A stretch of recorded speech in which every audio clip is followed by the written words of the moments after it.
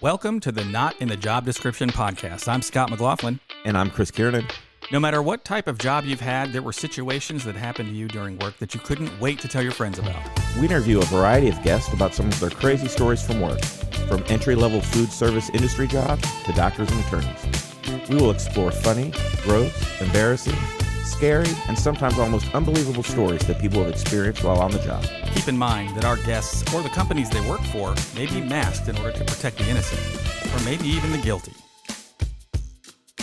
On today's episode, we talk to John, who is, and I quote, the CIEIO of a dairy farm. Welcome, John. Hi, how are you? Hey, John. Thanks for having me, guys. So, dairy farm business, and you are the CIEIO. Can you please explain? All right, it's a mouthful. It's Chief Imagination Executive, Internet and Otherwise. Shout outs to Rachel for helping me out with that. I think that's as clear as can be. I don't understand what the issue is. I just go with CIEIO, and then if you want to ask, you can ask, but everyone laughs, and then we move on with our days. So I'll tell you my experience with dairy farm. It's all secondary, but Secondary? It really is. I'm sorry, I didn't mean that, but I would have played it up a lot more had I done that. But it's secondary. My wife's, or I guess it'd be my ex-brother-in-law, used to work at a dairy farm. And the only thing I ever hear about it is, oh my God, the smell. Because you're just around a bunch of cows and everything that cows do.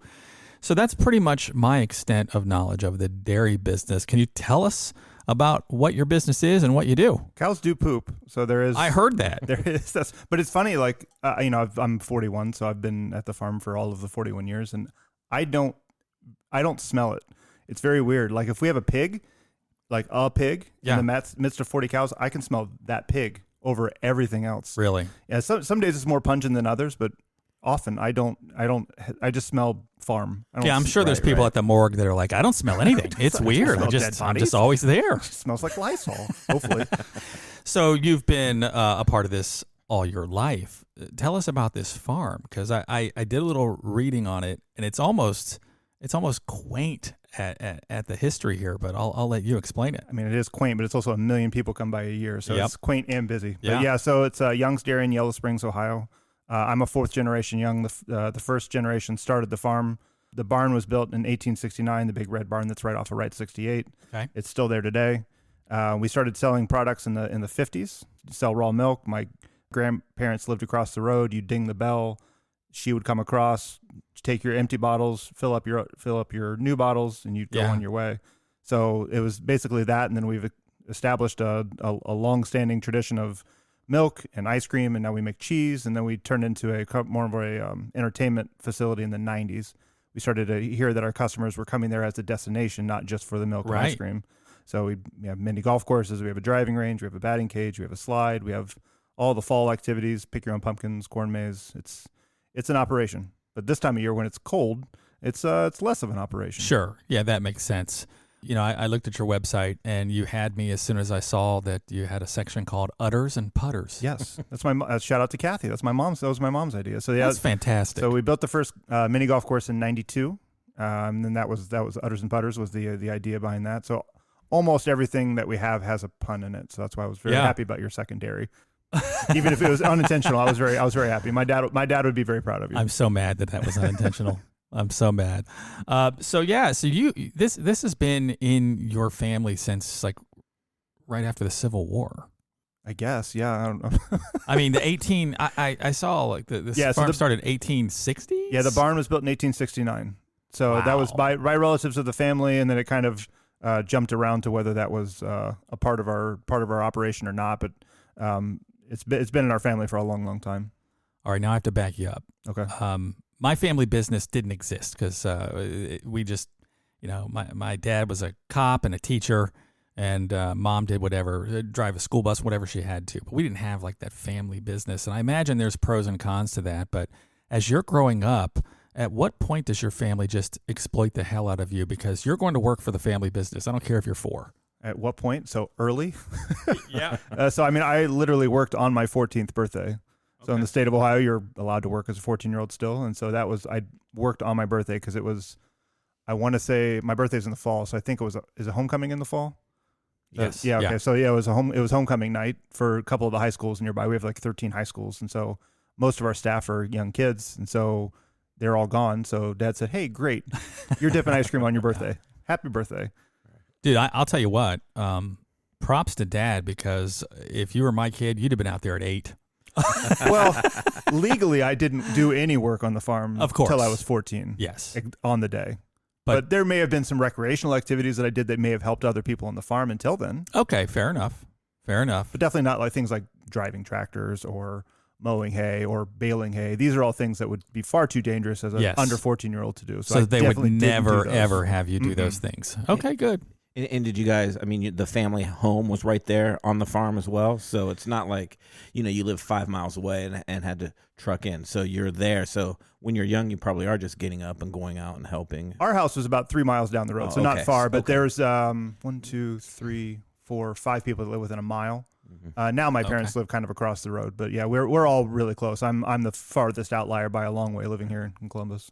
Yeah, that's quite a distance comparatively if you've got people within a mile or Yeah, so from that your would- business. Well, that makes it so emergencies are their problem. That's Right. right. You guys Yeah. solve it. If the building's on Yeah. fire, I can't help you. I'm a half hour away. I'm gonna Right. stay in bed. Yeah. Don't call me. Nothing brings family closer together than making sure they're further apart. Right. I'm going to tell you right now. I've got a whole group of family members who I love to death, but they'd probably get sick of us if we lived any closer to them. I think that's what would happen. It's fair. Yeah, it's amazing how much we don't fight. Because over the years, as I've been getting older and be more attuned to tensions between family members. Yeah. It's amazing that we don't have fights all the time. Because it's there's the way the family structure is that there's thirds. So my great grandfather had 3 sons. Uh-huh. One son was my grandfather. He was more the mechanically minded. He could fix an air conditioner or a tractor Yeah. or whatever. One of my great uncles was the business mind, the entrepreneur one. He's the one that kind of turned the business in from we're going to sell milk to we're going to sell other things. And then my other great uncle was the farming third. So he just passed recently, but even a year ago when he wasn't milking cows, he would still come across the field. The cows would see him. He lived in the brick house across the road. They would see him and they'd say, "Okay, it's milking time." So Yeah. they would come from the back end of the pasture to the barn door wow. and wait for Bill to come in and get them. Oh, that's funny. So like our family kind of stays in their own like dynamic thirds, and we stray, we communicate, we collaborate. We're on a board, so like we have to play nice with each other. But Yeah. it's interesting that we've all kind of you kind of step into the role that is asked of you and that you're good at. Was there ever any doubt that you were going to be in the family business? Was there ever a time that you thought, maybe I'll do something else? Yeah, yes, I have an early childhood license. So as I was coming this way, I realized that I'd come to some schools nearby and subbed there for 3 years. So yeah, I went to school to be a teacher. Took me a while. I did the Tommy Boy 7.5 year method, but I got there. A lot of our other youngs are teachers, and then a lot of them still work on the farm. A lot of them gone and done other things. Actually, a lot of the youngs that are there now, a lot of the younger side of the third generation, they did go off and do something else and come back. And so the third generation actually made a rule that any fourth generation youngs and further that wanted to come back, you had to go out into the real world. Okay. The air quotes real world. Yeah, Sure. yeah. Do something else to bring back that experience. Right. Which was helpful for me because I thought I wanted to be a teacher, and then I saw the paychecks and I was like, I'm good. Yeah. Right. And not like family business is a great deal wealthier, but it's better than teaching. But I started my own marketing company, and now I'm taking that knowledge back that I've learned with other clients and back to the farm to help them. That's awesome. Yeah, when I think about even anybody having a dairy farm, I did a little research and I thought this was interesting. All 50 states in the U.S. have dairy farms, and 97% of them are family owned and operated. That surprised me. I would have thought it would have been, like Monsanto, like big companies own it. By now, somebody By would have now, I snapped thought it them would have been all up, right. consolidated, but 97% of them are family owned and operated. And according to what I read, it said milk arrives at your local grocery store within 48 hours of leaving the farm. Do you guys do a lot of business then with different grocery stores or anything like that? No, all of our product, well, I would say all, but most of our product is sold on property. Oh, wow. We do have a couple of University of Dayton sells our ice cream. The Air Force, the National Museum of the Air Force, Yeah. not the Air Force Museum. They don't want you calling that, but that's where it is. Right. They sell our ice cream. We used to have a deal with Miami University because a lot of our family, they either went to Ohio State or Miami. We'd sold ice cream there for a long time. Okay. And then they just went with like Sodexo, concession. Yeah. So we don't anymore. But we don't have any wholesale, and we don't do a lot of distribution. Oh, wow. Okay. And you guys are comfortable with that because I know we haven't really talked too much about it, but you've got a lot of integration in what you do. Not only do you have milk, but then you make cheese, you make milk, and then you make ice cream. You turn it in a lot of different things. Is your plan to continue to have that kind of thought process as far as running your business and continuing to do that and integrate into other things? Like we talked about putters and udders, or udders and putters, I think it is. And then you've got a lot of land where you have people are allowed to have picnics up to, if I read it right, up to 5,000 people. Yeah, we've the last couple of years we've had a Kettering Health Network, which is an enormous in Dayton. That's 2,500 to 3,000 people, and we can comfortably do that on a fall day where we're already busy. And we've got 140 acres, so we've got the logistics of. We've done it before. We actually did a 5,000 person picnic pretty early on in our picnic, and that was stressful. But we all, as a family does, we all chip in and make sure it gets done. Whether That's you're awesome. flipping burgers or throwing away cups or whatever it is. So, I mean, all these different things that you're making, the cheese, the milk, the ice cream, that's all from the cows on site, or are you outgrowing what your cows can produce and you maybe have to bring in some of your ingredients from other places, or is it you have just that many milk producing cows? So we have anywhere from 40 to 50 cows, depending on the season. All of our milk goes into our cheese. So all the cheese that you buy on the property, whether it's in the cooler or the deep fried cheese curds, which are our number one seller of any food item that's not a one dip ice cream cone, which are good. So if you get there. So all of that milk goes to those. So we don't sell milk directly. We used to sell raw, unpasteurized, unhomogenized milk, which it took me a long time to get over that when we stopped doing it. Because, I'd never in my, I was 20, almost 20 at that point when we stopped selling it. I had never drunk anything but that. So you go to the grocery store, I'm like, this is gross. What you're used to. This is gross. So, and all of our ice cream comes from a mix that we buy from a local guy. But all the ice cream is made on property, but the milk for the cows doesn't go into that. So your ice cream, this is for my personal knowledge because I'm going to eat some of this ice cream eventually. I was there today, and I was on the way back, and I was like, oh no, I totally forgot.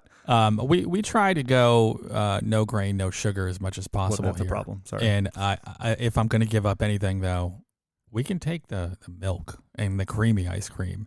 I don't like the ice cream that's very airy and fluffy. I'm definitely more for the creamy ice cream. It sounds like, since you're the dairy farm, you probably have some pretty creamy ice cream. Yeah, it's an 18% butterfat, which is higher than most ice cream. Yes. Yeah, when my father-in-law, God bless him, he won't listen to this, so I can dump all over him. But please do. He has what's called frozen dairy dessert in his freezer. He's like, you want some ice cream on the cake or pie or whatever we're having, like on a holiday? I'm like, no, Rick. It says frozen dairy dessert. Yeah, there's probably a rule that if they have to put that on there, it's not good. Yeah. So we're not going to have frozen dairy dessert. It's in his refrigerator next to the processed cheese food. Yes. Yeah. I'm not down with that either.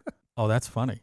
So, but to answer your other question about distribution and things like that, no, we when I was younger, we actually had 4 stores that weren't at our main location.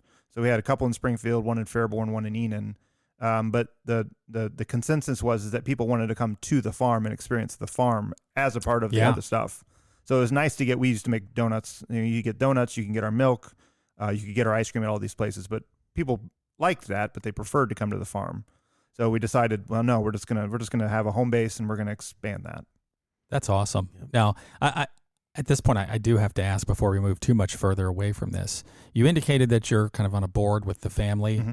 Have you noticed your relationships have changed with your family members? Because I'll tell you right now, I have 2 sisters, and if we owned anything together, we would each have 3 very independent, separate ideas on what to do with it. It's just how we are. You guys have a pretty good relationship, or is it just the standard family stuff where, someone goes, oh, well, Mom always liked John better, or any of that stuff going on? Some. I would say very little. I've been so for a long time the rule of the board was that you couldn't be on the board unless you were a full-time employee there. Okay. And they saw the writing on the wall that at that time, up to 3 or 4 years ago, there wasn't any 4th generation Youngs on the. I'm the only one, and I'm kind of part-time-ish. Yeah. I'm kind of part-time, squeaking into full-time. So they said, well, we need to bring the 4th generation in because what we do in the future is going to be dictated by the 4th generation, whether they're here or not. Right. So they recently just brought in 3 4th generation Youngs. So I've been to more board meetings in the past couple of years than I have been. There's never any fights that I hear. There's never any shouting that I see. It's often just change in opinions on various directions we want to go. We've got a kind of a clear path of what we want to do over the next couple of years. and then we take it as we go. But the last couple of years with COVID has been chaos, so we've all just kind of been hunkering down and making sure we can survive it. So just to give the listeners an idea here, when I talk about vertical integration, we already talked about Udders and Putters, which is the greatest name ever for a putt-putt place, and selling the ice cream and cheese. But you also have, of course, snacks, a bakery. Yes. We don't make any of our donuts anymore. Actually, we don't even have donuts. We used to sell them or buy them from Schuler's, which is a kind of a Springfield, Dayton mainstay. And then they said they didn't want to sell this anymore. So, but we don't even have donuts. But we do make pies. We make a lot of bread, pumpkin bread, sweet potato bread. And we've started repurposing our cheese. We have cheese Krispies, almost like a moon cheese that you see at the store. So it's like that kind of that texture. Yeah. And then we've got another one where it's when we make our curds, we deep fry some, but we also put out some that are fresh, and they're called squeakers. You put them in your mouth, and it squeaks in your mouth, so you kind of get used to it. But at the bottom of those bins, we would have a bunch of crumbles, and you can't really do anything with those crumbles. So we're basically losing 1.5 pounds of cheese per batch of just waste. And so we put them in a pile, and we throw them in the oven, and then we bake them, and then you can just eat those. Right. That sounds good to me. I mean, I constantly either am taking those back from the farm to my house and eating some, and then my wife is wondering why the box is half full. It's like, well, they just didn't have enough to fill a box, so I just took it home. AKA, I ate half of them in 30 minutes. Control. I had to test them. Don't want to see things go to waste. Also, on-site dining. Yes. Yeah, so we just opened up a brand new dairy store in 2021, which is fun because we signed the paper on that in March of 2020. Oh, which was a great time to enter into a people just flooding in there in legal April agreement with a regional bank to say, hey, I know this is a couple $1 million, but we might do it. So we actually signed the paperwork on that March 2020. Then 2 weeks later, the governor shut things down. So we talked to the bank, we talked to the builders, and said, hey, can we just sit on this for a couple months? So you guys are going to be good. We're probably going to do it, but just you guys don't buy anything. If we owe you some money, that's fine. Bank, don't come buy our property. But we did it. We waited a couple months, and then we went ahead and signed said let's do this. And so the building that was there was built in the 50s. That was about 130 seats. This one's about 250 inside, another 200 outside. So it's a large upgrade to our space. I can't wait to go there. So we talked about the on-site dining. Like most dairies, you have a driving range. Oh yeah, we fielded dreams, but with golf instead of baseball. Yeah, we plowed over a cornfield for a driving range. Okay. And if you're going to have a driving range, you might as well have a batting cage. Mm-hmm. Yeah, we built that in 96, 97. So yeah, it's the batting cage and the driving range are nicer ones in the area. The downside of the batting cage is that it's outside. There's a couple inside batting cages near us that they'll do well in the winter, but also in this area, there's not a lot of winter baseball, so it's most of those kids aren't playing baseball anyway. They're doing a different sport. Honest to God, I don't even know why you're talking to us now. I would never leave this compound. I mean, I would be eating all the time. Ice cream, that's why. Yeah, I guess when your parents have threatened to put you at work, maybe that's kind of the difference there. But I'd be at the batting cage or at the driving range, or I told you the picnic area, which can have up to 5,000 people, a seasonal corn maze and wagon ride. And pick your own pumpkins. Yeah, the September, October time is we're just in overdrive at that point, especially last year where I don't think we got a rain day in October. I think there was maybe a morning where it rained for 12 minutes and then that was about it. So it was just perfect weather, which is a real pain in the butt when it comes to budgeting for the next year because my dad's always like, well, let's beat last year's numbers. I was like, it was 70 degrees and sunny every single day of October.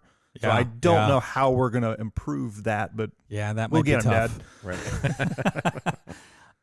You guys also have a slide. We do have a 30-foot slide. Just got approved from the state. Okay. You have to get Carney approval every year on that. Any chance you could add a sports gambling kiosk or something? Do you know what those cost? We would never leave. Yeah, they're up there. Did you look into that really? Yeah, well, it usually comes with drinking, and we don't have drinking. Like most dairies, he's looked into sports gambling. Chris. Well, so we're my dad was the chair of the Ohio Restaurant Association. So when we're still affiliated, I'm in my business and Young's is in their business. And we were just at a meeting the other day. They were talking about how much that costs and how much money Ohio raised in just January, which is an unfathomable amount. But interesting. Maybe. And we the next step is possibly a carousel. So to add just always popular one more feature. So We're in process of talking to Carousel Builder and a building builder and the bank again, which we just talked to them 2 years ago. So they're going to be excited when we come say, can we have a little bit more, please? When you started to say carousel, I thought you were going to say karaoke, and I was really going to be do karaoke. Yeah. Way to go, Chris. You gave another idea. Hey, I'm an idea man. And he can use that to go along with the bounce house Mm-hmm. and the little tractors that the kids can pedal around on a wooden track. Yeah, we have a thing called a Calvin's Kitty Corral. Okay. So if you saw the Udders and Putters logo, there's a family of 4. There's Barnaby, the dad, Catherine, the mom, Kathleen, the daughter, the teenage moody daughter. She's got headphones in. Probably a Walkman still, because she was early 90s. From a few years ago, and then Calvin. So a lot of our things are Calvin's Kitty Corral or Barnaby's Walnut Grove. Nice. The carousel will be Catherine's Carousel. So the Kitty Corral is an outside only area currently, but what we're thinking about doing is building a building around the carousel so it can be year round, and then also bring the playland inside so it can be year round. Because the real downside to our business is that people love ice cream all year round. Yep. They say I'll eat ice cream in January, but they apparently don't do it show up here. Yeah. So what we're looking to do is create some more year round activities so people feel compelled to come more often. Yeah, that sounds great. Now, we talked a little bit about your business. I'm very curious because I don't know if you knew any background of Chris and myself here, but we grew up together when we worked at a steakhouse when we were 16. So it was some of the most challenging but also rewarding and fun times that I can remember ever at work, because you had your own responsibility, but you didn't really have the responsibility of others when you're doing your individual contributor role type job. Since you've been involved with this family job for a while, I mean, you had to have done the quote unquote grunt work, right? Oh yeah. Yeah. You've got to have some good stories about working with the public and grunt work, because I know we have our fair share being in that business where you're serving food, you're serving products, you're serving services. I mean, you've got to have some good ones. Yeah, my daughter who's 8, she's already fully aware that even though we're 35 minutes away, her first job is going to be in food service at Young's. Yeah. Not just the family element of it, but I think every kid should work food service at some point, because you 100% really learn agree. to deal with people. Yep, 100%. Even, we've got 14 and 15-year-olds and 16-year-olds working for us right now, and they're of the generation that like to communicate less. And so they're learning interpersonal skills, whether they're not dealing directly with the customer, but their internal customer. So it's an important job to have as a kid. I think I've done every job on the farm. I made ice cream once. I milked a cow once. I'm more on the the marketing and customer service side than I ever was on the farm side. I definitely baled a lot of hay, but I was not in the farming third. But I remember, I think it was my first week, after my first day of dipping ice cream, I was, you guys work in food service, so you got the round trays, not the long oblong ones, but the round ones. So I was, serving out and got my fingertips up, looking good, bringing out 3 bowls of chili to this table out in the middle of the dairy store. And I had set the tray on the table kind of as a cantilever so I could pull the one off. And I had the triangle kind of facing me, the base of it. So I pulled off the one bowl that was closest to the customers. And then the other 2 bowls ended up on my lap. So I looked like a real horse's ass. I was like, I've done this before, I promise you. So you spilled some chili? I spilled some chili. My wife has a better story of she dropped a whole bowl of applesauce down the back of a lady at the we had a sit-down restaurant that we closed at the beginning of the pandemic. So I waited tables up there as well. But yeah, she dumped a whole bowl of applesauce. That's good for a free meal, I hear. Cold applesauce. Yeah. She actually, Kelly said, the way she tells the story, the lady wasn't as mad as she definitely should have been. Oh, that's funny. And trust me, everybody knows around here that I have the worst luck at restaurants. If something like that happens, I just shrug my shoulders and say, it could be worse. That could have been a boiling pot of water, because I'm always the person who has bad things happen at restaurants. But yeah, I think I agree with you. Every kid should absolutely work in food. I don't think Luke has worked in food indirectly. I worked at the movie theater. We dealt with concessions items, in popcorn. Yeah. It's kind of food. It's kind of the same food thing, adjacent. But it was still heavily customer Absolutely oriented, customer based. Did you do the fun popcorn thing that the TikTok kid did there a couple months ago? He was doing some massive popcorn swooping. No. He got famous for a hot minute doing popcorn bagging. I'm a little old for that, unfortunately. TikTok wasn't really around. It was more the Vine era. We didn't have that there much. You go. Yeah. Now, I know my daughter, she worked at Chick-fil-A for a while, and I thought it was fantastic that she just got that experience, because she's just this ball of energy, and she loves to talk to everybody. and they put a headset on her ass and threw her out in front of the place. This was during the pandemic time. And all she did was take orders. And they would move so many people through that line. And she was like, oh, it's so easy. I just get to talk to people and be nice. So, she learned that piece of the business to understand just how important it is to have productivity along with customer service skills and taking care of people. And you have a business to run. So, yeah, I agree. Every kid should do that. Your kids have done some. They have, yeah, all of them. Actually, my youngest, Nick, works at Walmart. So he's not worked food service, but my oldest, yes, she worked at a Donato's and at a Bob Evans, and then my middle one, Lauren, worked at not Outback Steakhouse, but Tumbleweed Steakhouse. So yeah, definitely.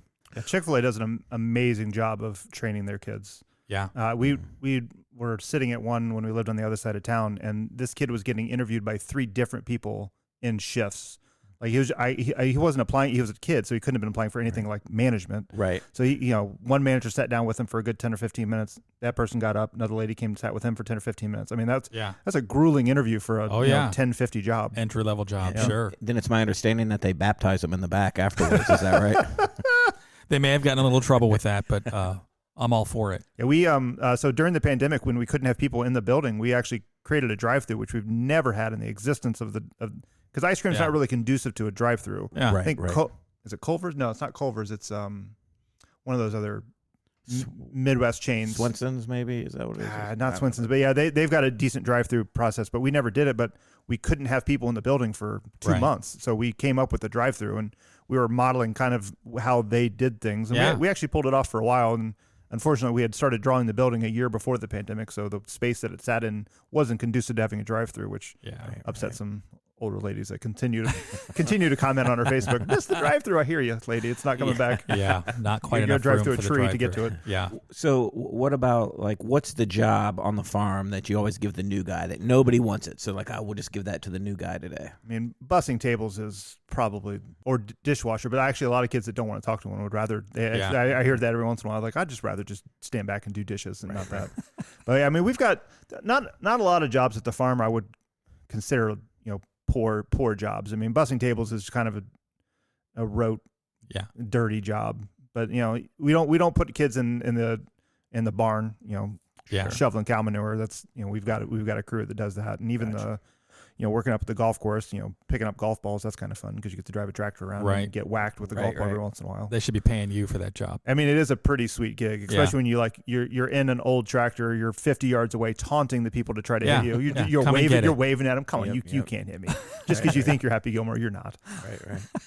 In reading just about the dairy business, I was told that the biggest problem in dairy, and maybe this doesn't impact you because you're on a much smaller local scale, and you guys are, as much as you're a dairy business, you're also an entertainment business. I mean, you're a destination. But they say the amount of grazing land is being drastically reduced every year as a result of industrial growth, which causes a shortage in feed and fodder to meet demand. And just the widespread feed and fodder supply demand has been so far out of whack that a lot of people in dairy farms are getting hurt because they can't feed all their animals. You guys running into any of that, or does your size help you? I think our size probably helps us, but feed costs have definitely gone up. I mean, along with everything else in the world. So it's just one of those things you got to deal with. I mean, no one's infringing on our grazing land, but feed costs have definitely gone up. I think a lot of problems that the dairy industry has, and B, a lot of people that have problems with the dairy industry is more catered to the mega farms, the 1,000, 3,000, 5,000 head. Mm-hmm. We have 40. Right. Like we're doing things ethically. We're taking care of our animals. You can see all of our animals at any given time. We're not hiding animals in secret locations. Like you can see what's going on with us. So yeah, I mean the cows have free range to go out all day if they want. A day like today, they probably were out for a little while, even though it's kind of cold. But when it's really cold, we put some heaters in the barn. When it's really hot, we put some big fans in the barn. You can only do so much, but they're fine. They're animals. And I'm always amazed. You mentioned you have 40, right? Mm-hmm. So with only 40, do you guys use technology to milk these cows, or are you squatting down and milking? Squatting down and milking as of right now, but we are trying to figure out. So the 2 third-generation youngs that are, I want to say hopefully the other don't listen to it. I'm going to say they're mid-50s, but they might not be quite mid-50s. So 50-ish, let's say. I think I'd probably fit mid-50s. They're getting kind of tired of squatting on the on the little they have it's a wood platform with a little spring on the bottom. They sit down, so it's kind of a cushion fall. But I mean, they both walk around poorly. Oh my gosh, knees and backs are bad. So we are looking at kind of changing the way our barn looks, either with a parlor where one person can milk 2 cows simultaneously, or a robot milker. Yeah, we talked to a guy in Bowling Green, Kentucky. He says, so we milk our cows in the morning, 5 to 7 a.m. depending on when the boys get up. And then 4:30 in the evening. So that's the one that people come by and watch. So you can stand right there while they're being milked, and you can talk to Jay or Stuart, whoever's milking. This guy was saying that his cows will walk into the robot milker 3 times a day because, if she says, I feel like I need to get milked. Yeah. So she just walks over there and the robot hooks her up. And so he says he's actually getting more production out of his cows because they can get milked whenever they want. You can almost train them to milk themselves, right? It's crazy, which is I've never seen it in practice. So this is a development within the last couple of weeks. But we are talking about upgrading our barn to cater to that because I don't want to milk cows, right? But B, it's a cooler story to tell. It frees up one of the youngs or another one of the farmers to talk to the people because people, especially in our area, there are when my wife was a teacher, like. A lot of these kids had never even seen a cow, let alone been near one. So like people have questions. And so when we have 2 people milking 40 cows and it's got to get done, they want to get home. They don't have really a lot of time to talk to the 50 people that are standing there. So that would free someone up to kind of communicate, to educate. What about the bull? Who milks the bull? That's a podcast for another show. Oh, okay. Yeah, I mean, the technology of milking with machinery has been around for a long time. So I don't know if there's any. I haven't checked Craigslist for used milking machines, it's but expensive. It's 80,000 or so. That makes sense. Yeah. But 80,000 over time, that might be well worth it. So interesting. I don't have that in my checking account currently, but No. if it comes between me having to milk 40 cows twice a day or $80,000, Yes. we'll figure out a way. Yeah. Yeah. Exactly. Sorry, everybody in their cars and their mortgages. I'll just. Well, something I read about. Oregon is home to the largest dairy farm in the nation. It's called 3 Mile Canyon Farms, and it's roughly the size of Portland. It's 144 square miles. Well, we have 144 acres, so it's like the same. That's almost the same. But 100% of that milk is used to make Tillamook cheese. Oh, yeah. Okay. So that's evidently just how they source it, and it takes a gallon of milk to make a pound of cheese. Yep, that's about right. And that place is so ridiculously large. Nearly 200 calves are born on the farm every day. Holy moly. That's crazy. The vet bill alone must be. Oh, my gosh. Right? I've heard it's a really cool factory to walk around in. I knew someone that went there, and she said it was really sweet. But, I mean, I would have an eye twitch every single day if I ran that thing because your number one customer is one person. That's got to be the scariest thing in the world. Something happens. Yeah, they tell you that in business 101. Don't have any one client be more than half of your of your income, let alone all of your income. Right. Now, it didn't say that this company was owned by Tillamook Cheese, but definitely if 100% of their business, I'd be looking to get bought out, man. That's I wouldn't scary. be surprised if it's like a subsidiary of theirs. It wouldn't surprise me either, yeah. Just separated for legal things. And I read all over the place about this place, and no driving range. So you got them beat anyway. How dare them? They're really missing the mark. Selling golf balls for $9 a piece. Right. You can reuse them. Did you know that? You just That's go what and pick I've them heard. up and put them back in the bucket. Yeah. It doesn't cost anything. And Great. rent those suckers out again. Yeah. All day until they get stolen. And yeah. there's actually a golf ball shortage. It wasn't last summer. It was the summer before. We couldn't get golf balls in. Really? I mean, all the supply chain things in the world, most of them made sense. Golf balls did not make sense. Yeah, right. Like, where the hell do they even make golf balls? I don't know. I have no idea. We had to get them on eBay. Yeah, I always just thought that those were like cast-off balls, right? Like Titleist makes a bunch of balls, but some don't pass quality control. Right. They just sell them to And drivers. that's what I thought. And that's where we get some of them. Okay. And they make their own driving range balls, which are more expensive. But I mean, we had a hell of a time finding. We were getting them like 500 at a time on eBay just to make sure we had enough. Do you lose that many? Yeah, I mean, they get planted into the ground as you drive over them. So we do our annual Easter egg hunt. This will be our 40th year this year. And we do it on the driving range, and so when we go out, we try to clear out the area of golf balls because golf balls kind of look like eggs. Right. And we'd rather not lose any more golf balls than we have to. But you go out there with a stick, and you could go in any square foot and find 5 golf balls that have been planted into the mud. Right. You should just tell them when they're there for the Easter egg hunt, any golf ball you bring back, we'll give you a quarter, right? I don't know. Good. Would that work? This year we're paying enough for eggs. We're not going to be giving out any extra money. So, other jobs that you did, we talked about, having to do the grunt work and give out food. Did they ever put you on anything else where you're like, man, I can't wait for this this period of my life to be over? I think I liked most of my jobs. That's good. I was a Monday night manager with another guy about my age at the Golden Jersey Inn, which is our sit down restaurant for a while. So that was fun because usually Monday nights, as you would imagine, are the slowest nights, and so that was kind of my first foray into management. And they had two of us managing a at best half full restaurant on Monday nights. So that was that. So then what typically happens when it's slow, at least I know Scott and I know from our experience in the restaurant business, that's usually when unwork-related things kind of come up, some shenanigans, if you will. So I'm sure you had your share of, practical jokes, or maybe during the downtime, maybe doing some stuff you shouldn't have been doing. Or... An idle mind is the devil's workshop, and That's I imagine that goes double on a farm. Yeah, there were. I probably had more shenanigans at Udders and Putters when I worked over there. But the Golden Jersey Inn, I still laugh about the fact that if you've worked in table side food service, you know the difference between the communication style that you have in the front of the house and in the back of the house. I could literally be, oh, thank you very much. That was great. You want some more iced tea? I'll be right back. And that motherfucker on at table 9 is really driving me up a nuts. And you walk back out, hey, here's your iced tea. Love you. Yeah, of course. Yeah. So I don't think I ever slipped cursing once to a customer.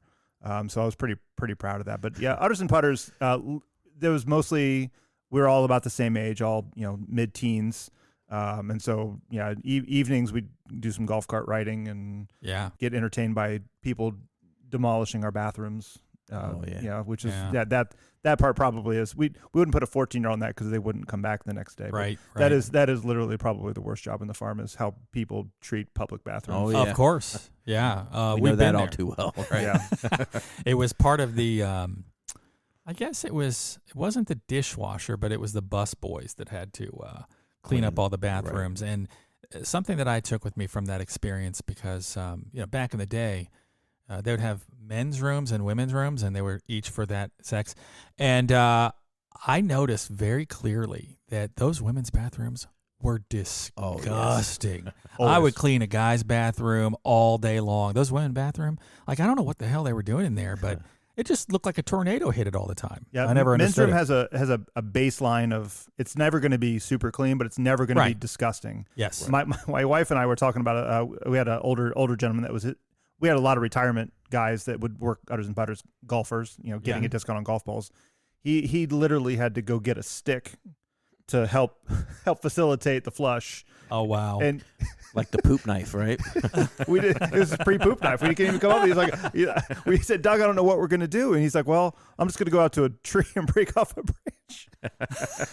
It worked, but yeah, that's that's the fun part. Necessity is the mother of invention. That was isn't a it? shitty job, I guess. Oh, boom. He's here all week. Now, a lot of people don't know this, but your farm's out in Yellow Springs, Ohio. Yes. That happens to be where a pretty famous comedian lives, Dave Chappelle. Mm-hmm. So I know he is all over Yellow Springs. Like, he spends a ton of time there. It's not like this is weekend house or anything. Any Dave Chappelle sightings? Often. Yeah. He's building a comedy club and driving range there in town. No, not just the driving range, but he is building a comedy club. Yep, I knew that. Yeah. I thought you had the driving range market cornered there. 2 driving ranges within 3 miles of each other would probably be overpopulation. Yeah, at that probably. point. Yeah. Yeah, I've talked to him a handful of times to come in. We again during the pandemic, they always have a fireworks show in Yellow Springs, which is hard to get to because it's kind of a tight space and there's usually a lot of people there. Well, in July 2020, the town didn't want to do it because there's a lot of people in a tight space, and that was the real sensitive time of the 2-year arc of COVID. And so Dave's people reached out to us and said that was when he started doing his outside comedy. Yeah. And they said, I'm going to do a fireworks show adjacent to your property because his comedy place, I don't know if he's going to do it again this year, but you could stand in our Christmas tree farm and see the stage. It's right. Awesome. It's right there. So they reached out to us and said, would you mind if we use your parking lot, AKA field across the road, to sell tickets for people to watch the fireworks? And we're like, yes, Dave Chappelle, we will. Sure. But I mean, there's been times, I remember when I was managing at Udders and Putters, and it was like a Friday night, 9:00. It's him, I believe is his mother, and at least one of his kids, if not two of his kids, and his wife. And it's Friday night in the summer. Udders and Putters, we have too many golf courses, and there's a reason we have too many golf courses because one got too busy. Okay. And so when you get two, they're both going to be busy, especially when it's a nice night in the middle of the summer. Yeah. He walks in, and there happened to be no one in the building at the time. And he's like, yeah, 6 for mini golf. And I was like, Dave, this isn't going to work out for you because it's way too stinking busy. I was like, people are pretty cool. I wouldn't say it's like New York level of cool where you see a celebrity and you just pretend that you didn't see him, but people are generally pretty cool. I've never seen him get harassed. But 20 minutes later, he comes back and he's like, motherfucker, you were right. So he walked out. But he wasn't upset. I don't think he was getting harassed. There's just too many eyeballs on him at one point. Oh, yeah, that's got to be so awkward. Yeah. I mean, you lose all sense of, just being an every person. Although I do hear that, he doesn't shy away from that's where he lives. And no, if he needs to go to the dry cleaners, he goes to dry cleaners. That's just it. He is as down-to-earth cool as you could imagine any peak celebrity being. He is. I've always heard that about him. I've never had a bad interaction with him, either directly with him or adjacent to him. That's awesome. Yeah, he seems like a really good guy. And I take it he eats your ice cream. He does. I wasn't there this night, so I don't know if this is true or not. But he came in, and apparently one of our staff said it would be cool if we had weed ice cream. This is right after Half Baked. Right. Oh, yeah. A, no. And B, don't say that. Hey, kids. Come and get your weed ice cream. Yeah. Seems like a good family establishment. We have some weed ice cream. Now, don't forget the porn booth on your way out. Yeah, right. Yeah. Speaking of just ice cream, we locally here, I guess they're started in Cincinnati, I believe, but we have Graders. And they also have a drive-through, and they always have these flavors of the quarter, month, whatever. And my wife goes absolutely ape shit over their coconut chocolate, something or other. And I always wonder, there's only so many flavors out there, but you have to compete. Have you had any flavors that you're just we tried it, but, the roast beef ice cream didn't work? So Chat GPT is a big thing right now. So I've been using Chat GPT to help rewrite our ice cream descriptions. And so the other day it went through the entire list. We've got about 40 to 50 flavors that we do every year. And it was garlic butter dill. Garlic butter with dill, I think, is the flavor. And I'll see if I can pull it up real quick. The Chat GPT, I don't know if you've ever played with it or not. No, what is this? So this is the AI that you can communicate with. Okay, and yeah. It can get very scary, but we're not going to. That's not a topic for today's episode. So I said, basically I would say describe cookie dough ice cream. It would give me a pretty good description of it, and I would modify it a bit. So I said describe butter garlic with dill ice cream. And every other flavor, it was more or less right. Make a couple tweaks. This is what the AI said. I'm sorry, but I must clarify that butter garlic with dill ice cream is not a typical or popular flavor of ice cream. While it's possible to make savory ice cream flavors such as garlic or dill, they're not commonly available or considered traditional ice cream flavors. It's more likely to be found as a savory dish or dip flavoring. Would you like a description of a different ice cream flavor? The AI told me that's a bad idea. Yeah. Thankfully, it's not my idea. Usually my dad is the one that comes up with one wacky flavor, we had a cayenne hot pepper or cayenne chocolate, dark chocolate. It was okay. Yeah, but it's kind of what Jenny does more than Graders does. Jenny comes up with weird flavors, and I think that's her market. So we kind of come up with one every year that you'd come out and try and be like, oh, okay. We had a rosemary cheese curd something. Oh, those have got to be some serious limited runs, right? I mean, that's 2 months. We probably make one batch and it sits there for 2 months and then it's gone. But you did make the first one that you mentioned, the garlic. That one's going to be this fall, so you can come try it, even though that ChatGPT said no, thank you. I think if you make avocado ice cream, you might be able to get Tom Brady to come out there. There you go. They say that's what he eats for dessert. Is avocado. I've ice seen cream, avocado ice cream. Never felt the need to try it. Yeah, it doesn't sound great. Wow, I don't know, man. I just don't. I guess I'm kind of that. I'll do a mint chocolate chip. I'll do chocolate. I'm just not that crazy. I don't want donuts and gravy ice cream. I mean, I'll give a shout out to Jenny. I mean, some of her flavors are absolutely amazing. A lot of the weird combinations that she puts together, she's putting a lot of thought behind it. But I think our customers are, chocolate peanut butter. We have a flavor called cow patty. Okay. It's a weird name, but it's double dark chocolate, chocolate chips, butter toffee pieces, and cookie pieces. All in there. Yeah. It's a good. hell of a seller. So I Yeah. mean, you just got to get past the name and the fact that it looks like a cow patty. Look, It's very dark. Jelly Belly sells jelly beans that taste like vomit. Yeah. So, I wouldn't recommend vomit ice cream, but I'm sure somebody would buy it. We do have a trash ice cream, but it has nothing to do with any kind of trash. It's Was all it- the leftovers. Is So- it It like, is. like the suicide kind of drinks Yes, you used to do as a exactly. kid? Yeah. Anything that's left over, you throw it in the vat? Yeah. That's funny. What's like the top three that always goes, like you always have to keep making more, or you might run out of that? I don't think you would run out, but like, We ran out of cheese curds last fall. It was about a week after I'd met you, Luke, and it was not. Everyone was in trouble simultaneously. The farmers were in trouble about not getting enough milk. Managers were in trouble about not letting anyone know that we ran out of curds. But chocolate peanut butter is our most scooped flavor.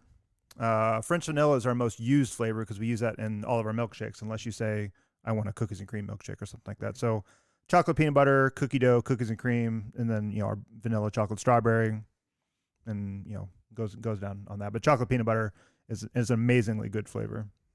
I'll have to try it. Now, John, you had mentioned that you've done a little bit of a few other things, right? Yeah, educational background. What are you doing now with your marketing background? Does Young's take up 100% of your time, or do you have something else as well? If there is 100% of the time, I don't know how my pie works anymore, because I'm Yeah. basically doing two full-time jobs simultaneously. So I got my kind of degree in nerddom in '97 when I was 16. We built our first website. So we bought youngsdairy.com. We used Microsoft Front Page to build a website. Okay. We used it came with like 7 default GIFs that you could use, like the little red laser that goes across. So we used them all just because it was awesome. So I kind of took that knowledge, and I did a lot of our digital marketing early on, kind of simultaneously with my dad. We kind of co-learned how to do all that stuff. And then when I figured out that teaching wasn't for me, I came back to him and said, I want to work more for the farm, but I don't want to move. We lived in Worthington at the time. I was like, I can't, because my wife's teaching in Gahanna, so we can't just move. Yeah. And so he said, why don't you just start a company doing all the digital marketing you do for us for other companies? And so credit to him. He doesn't get any commissions, but so I mean, we're right now, we've my business has got 120 plus clients, mostly Ohio based, but we've got probably 30 that are outside the state. That's great. A team of 5, and now I've got my team of 5 that are some of them are experts in other fields that I'm not an expert of, Sure. like ads or Yeah. social media stuff, and so they're coming back and helping Young's. So I basically bring a discounted marketing team back to a major marketing company in Young's. That's awesome. And so before we wrap up here, tell us about the business, where it's located, where people can see it, because you're about to come into your busy period, and I'd love to see more and more people go out there, because we're going to be spending some time out there. Oh, for sure. We've already said after looking For at the website. So website is working well, because we were in. I'm going to be grabbing my nieces and nephews, and we're going to be taking a trip. So tell us about how to get there. Do you guys do business online for ice cream and things like that too? We don't do any shipping. We tried Okay. that. Actually, I sat with before Jenny became a mega. I sat and talked to her, and she basically said, "Well, I've got to deal with FedEx." And I was like, "Well, we're not going to sell that kind of weight, so Yeah, we're not going to get a discount." So we tried that. We actually tried to ship ice cream to McAllen, Texas, where my sister-in-law was at the time. It was $160 just to ship it there, Yeah. not including the dry ice, and Sure. it's still in 2-day shipping. It's still melted. Oh, Like, man. this isn't for us. Yeah, So, yeah. So yeah, basically everything we do is on site. So we've got our you can get dipped ice cream, you can get packaged ice cream to go. Same for cheese, you can get cheese to go, you can get cheese there. So youngsdairy.com is our website. If you pull it up on your desktop, make sure your speakers are up, because it moves at you, which is great. Nice. So we're on Route 68, right near Yellow Springs, kind of between Springfield and Dayton. About an hour from Columbus, about an hour and a half from Cincinnati, hour and a half from Indianapolis. Awesome. That's awesome. Well, thanks for joining us. This is the time of the podcast where I ask my co-host, Chris, what did we learn today? Yep. I learned that you can actually train cows to milk themselves. Yes, it's coming. It's coming Right. to Young's Dairy soon. I think you should sell tickets to see that one. I learned that when you get ice cream at Young's, be careful and really read the label, or else you might end up with butter garlic with dill, and that's not chocolate. Don't do it. That's right. That's right. All right. Well, hey, thank you very much, John. I'm giving John his new title, which is the Walt Disney of Dairy. I said it. You can take it. So thank you very much for joining us today. I'm Scott McLaughlin. I'm Chris Kiernan. Saying, we'll see you at work.